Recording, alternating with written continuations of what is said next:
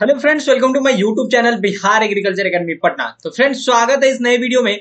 और इस वीडियो में आज हम बात करने वाले हैं आपके सबसे इंपॉर्टेंट प्रोसेस का। जैसे ही आपका काउंसलिंग होगा तो आपके इंपॉर्टेंट डॉक्यूमेंट्स मांगे जाएंगे। तो कौन कौन से डॉक्यूमेंट्स हैं जो बहुत ही ज्यादा इंपॉर्टेंट रहने वाले हैं आपके विश्वा भारती के काउंसलिंग में। देखिए, यहाँ पे काउंसलिंग के समय, अगर वर्चुअल काउंसलिंग के समय अगर आप डॉक्यूमेंट दिखाने में असमर्थ रहते हैं, यानी अगर आप डॉक्यूमेंट नहीं दिखा पाते हैं, तो आपकी जो है कि एडमिशन को रद्द कर दिया जाएगा। तो इस वीडियो को जरूर देखें, क्योंकि कौन कौन से डॉक्यूमेंट्स लगेंगे ये सारे मैं कवर अप करने वाला हूं इस वीडियो में। तो ये वीडियो आपके लिए बहुत ही ज्यादा इंपॉर्टेंट रहने वाली है। साथ ही चैनल को सब्सक्राइब कर ले, ताकि इससे जुड़ी जितने भी अपडेट्स हो मैं आपको टाइम टू टाइम अपडेट करते रहता हूं। जैसे लाइक आपके मेरिट लिस्ट कब आने वाले हैं, बीएससी एग्रीकल्चर का मेरिट लिस्ट कब आएगा, फर्स्ट काउंसलिंग कब होगी, ये सब मैं आपको टाइम टू टाइम अपडेट करता हूं। और अगर इससे जुड़ी और भी कोई जानकारी चाहिए तो आप हमारे प्रीवियस वीडियो देख सकते हैं, जिसमें एक्सटर्नल और इंटरनल के बारे में हम बात किए हुए हैं, आपके फी स्ट्रक्चर के बारे में बात किए हैं, आपके नंबर ऑफ सीट के बारे में बात किए हुए हैं। हर एक वीडियो जो है कि आपका अपलोडेड है यहाँ पे। तो आइए वीडियो को शुरू करते हैं और देखते हैं इसमें कौन कौन से इंपॉर्टेंट डॉक्यूमेंट्स हैं जो आपके विश्वा भारती के वर्चुअल काउंसलिंग में लगने वाले हैं इस साल। देखिए, यहाँ पे डॉक्यूमेंट का लिस्ट दिया गया है काउंसलिंग वाले सेक्शन में। तो आप वहां से जाके आराम से देख सकते हैं उस चीज को, और डाउनलोड करके उस चीज को पहले ही तैयार रखेंगे, ताकि जब आपका काउंसलिंग के लिए बुलाया जाए और जब वर्चुअल काउंसलिंग में आपको उसको दिखाना हो तो आपको किसी भी प्रकार का कोई परेशानी ना हो। अगर कोई भी डॉक्यूमेंट मिसिंग रहता है तो ये साफ तौर पे बोला गया है कि आपकी काउंसलिंग जो है उसे कैंसिल कर दी जाएगी। मैंने काउंसलिंग प्रोसेस पे एक वीडियो बना रखा है, आप उसे जाके देख सकते हैं क्या क्या स्टेप्स है आपके काउंसलिंग प्रोसेस के। स्टेप बाय स्टेप मैं बताया हूं कि कैसे आपको क्या क्या आपको करने हैं वहां पे। ठीक है, तो आइए इस वीडियो में देखते हैं कि आपके कौन कौन से डॉक्यूमेंट्स हैं। तो देखिए, यहां से हम स्टार्ट करेंगे। जैसे ही आप काउंसलिंग वाले सेक्शन में जाएंगे 2 नंबर पेज पे, तो यहाँ पे देख सकते हैं at the time of virtual counselling candidate must have to show the following. ये जो कुछ चीजें हैं इसको आपको वर्चुअल टाइम पे दिखाना होगा। तो आप इन सब चीजों को पहले ही तैयार रखेंगे और इसको अपने साथ रखेंगे। साथ ही इंटरनेट कनेक्टिविटी बढ़िया रखेंगे, ताकि इसको दिखाने में आपको किसी भी प्रकार का कोई दिक्कत ना हो। मैंने पहले भी बता रखा है कि अगर एक बार आप एग्जिट हो जाएंगे तो फिर से आप ऐड नहीं हो पाएंगे। तो आप जो है कि अपने इंटरनेट को सबसे बेहतर, जहां आपका नेटवर्क आता हो वहां पे आप बैठेंगे और जो है कि एक्स्ट्रा डाटा पैक लेके बैठेंगे कि किसी भी प्रकार का कोई दिक्कत ना हो आपका। ठीक है, तो आइए आगे देखते हैं कि इसमें कौन कौन से डॉक्यूमेंट्स चाहिए। यहाँ पे दे रहा है first number any photo identity, example voter ID card, Aadhaar card, PAN card, passport. तो आप जो है कि कॉमनली आधार कार्ड लेके बैठेंगे। ठीक है, इसके बाद आपका आता है क्लास 10th का यहाँ पे सर्टिफिकेट चाहिए और यहाँ पे बर्थ सर्टिफिकेट चाहिए। ठीक है, support of date of birth के लिए सीयूटी स्कोर कार्ड, यानी कि स्कोर सीट जो आपका आया हुआ है सीयूटी के द्वारा for UG programme, all marksheet and original certificate. ये सारे ओरिजिनल सर्टिफिकेट आपको जितने भी मार्कशीट आपने दिए हुए हैं उसमें, जैसे 12th का मार्कशीट, ठीक है, ये सारे ओरिजिनल आपको वहां पे चाहिए। ठीक है, उसके बाद आपका आता है category certificate, OBC, non creamy layer, SC, ST, EWS, PW. देखिए, ये किसी भी कैटेगरी से, अगर आप मान लीजिए जैसे कि आपको अगर कैटेगरी एसटी से आपको एडमिशन लेना है, तो वहां पे सबसे इंपॉर्टेंट क्या होगा, आपका जो भी कैटेगरी है, यानी अगर एसटी है तो एसटी का जो सर्टिफिकेट है वो यहाँ पे बहुत ही ज्यादा मायने रखता है। अगर आप उसको नहीं दिखाएंगे तो आपको जो है कि एडमिशन नहीं मिलेगा। अगर आप अपने कैटेगरी को साबित नहीं कर पाएंगे तो यहाँ पे आपकी जो है कि क्या सदस्यता को कैंसिल कर दी जाएगी। ठीक है, issue by the competent authority, validity period of OBC creamy layer is 3 year, if valid period expired that NCL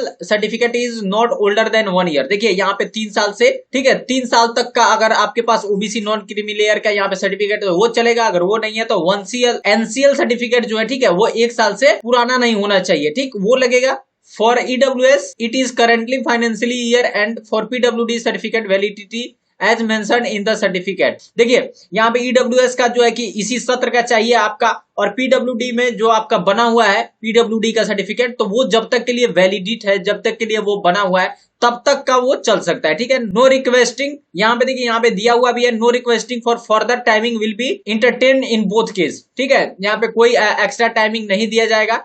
Any other relevant document mentioned in the विश्वा Bharti prospectus 2023-24 by the respective department and center। ठीक है, यहाँ पे अगर कोई और आपका मांगा जा रहा है, अगर आप जो है कि काउंसलिंग प्रोसेस को एक बार जाकर प्रोस्पेक्टस को पढ़ेंगे कि आपको कोई और डॉक्यूमेंट्स तो नहीं मांगा जा रहा है, वैसे कोई डॉक्यूमेंट्स इसके अलावा तो नहीं मांगा जा रहा है, तो उसको वहां पे आप जाके देंगे। यहाँ पे दे रहा है failure of presenting any of the document stated above will automatically cancel the candidature, no extra time will be granted in this regard। देखिए, अगर आप किसी भी प्रकार का कोई भी डॉक्यूमेंट प्रेजेंट करने में फेल होते हैं, प्रेजेंट नहीं कर पाते हैं, वहां नहीं दिखा पाते हैं, तो आपको कोई भी एक्स्ट्रा समय नहीं मिलेगा और ऑटोमेटिकली आपका जो एडमिशन है उसको कैंसिल कर दिया जाएगा।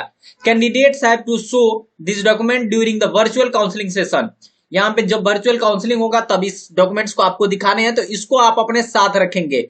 और जो डॉक्यूमेंट्स है उसको आपको जब फिजिकली जाना है उसको तब लेके जाना है। लेकिन जब ऑनलाइन आपका काउंसलिंग प्रोसेस चलेगा, जब वर्चुअल प्रोसेस चलेगा यहाँ पे, तब आपको इन डॉक्यूमेंट्स को दिखाना सबसे ज्यादा इंपॉर्टेंट है, इस बात को ध्यान में रखेंगे। ठीक है, आइए आगे देखते हैं। तो आगे में यहाँ पे दिया है as counselling board will verify caste and category certificate, marksheet and other document. देखिए, क्योंकि यहाँ पे जो भी काउंसलिंग बोर्ड वहां बैठा होगा वहां पे आपका वेरीफाई करेगा आपका कास्ट को, आपके कैटेगरी सर्टिफिकेट को, आपके मार्कशीट को, ठीक है, और अदर जो भी आपके डॉक्यूमेंट्स वहां पे मांगे जाएंगे उसको वेरीफाई करेगा। Candidate may be asked to upload necessary document if required as scan PDF copies through Google form. ठीक है, Google form. The link for uploading document will be shared through their registered email.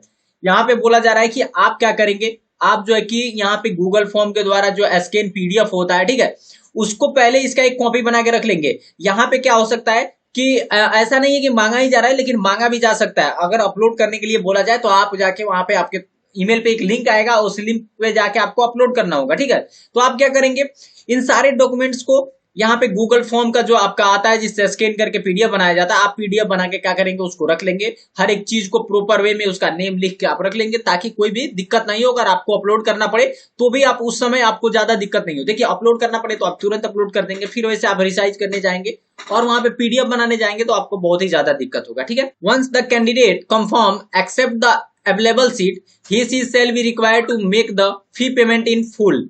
ठीक है, अगर आपका confirm हो जाता है, एक बार सीट जो है कि आपकी जो सीट है वो पक्की हो जाती है, तो आपको क्या फुल यहाँ पे पेमेंट करना होगा। Course fee shall be deposited through online payment gateway after allotment. आपको क्या करना होगा, ऑनलाइन के द्वारा यहाँ पे आप पेमेंट कर पाएंगे। ठीक है, जो भी सीट आपको प्राप्त हुआ है उसके लिए। ठीक है, यहाँ पे है completion of seat all through virtual counselling as per his her choice, the candidate will have log in to their profile page and pay the required fee. यहाँ पे आप अपने लॉगिन पेज पे जाएंगे और वहां पे जितने भी रिक्वायर्ड फी होंगे, जो भी आपका फी मांगा जाएगा, ठीक है, रिक्वेस्टिंग फी जो होगा, वो क्या करना है, आपको वहां पे करना है। और पे करने के बाद आपका एडमिशन जो है वो डन हो जाएगा। The candidate should deposit the course fee within the specific time और else it will be assumed that he is not interested to take admission in their particular seat will be offered to the next candidate as per the merit list and the candidate will not get any further chance for admission। देखिए, यहाँ पे आपका जब admission confirm हो जाएगा तो आपको एक समय मिलेगा कि इस समय से इस समय के बीच में आपको जो है कोर्स फी को पेमेंट कर देना है। अगर आप उस समय के बीच में कोर्स फी पेमेंट नहीं करेंगे तो क्या होगा, आपकी जो सीट है उसको ये मान लिया जाएगा कि आप इसमें एडमिशन लेने में इंटरेस्टेड नहीं है और उसको दूसरे को दे दिया जाएगा। तो इस बात का जरूर ध्यान रखेंगे कि जैसे ही आपका लिंक एक्टिव हो आप जाके तुरंत सबसे पहले पेमेंट कर देंगे। देखिए, पेमेंट करेंगे, आपका सीट कंफर्म हो जाएगा।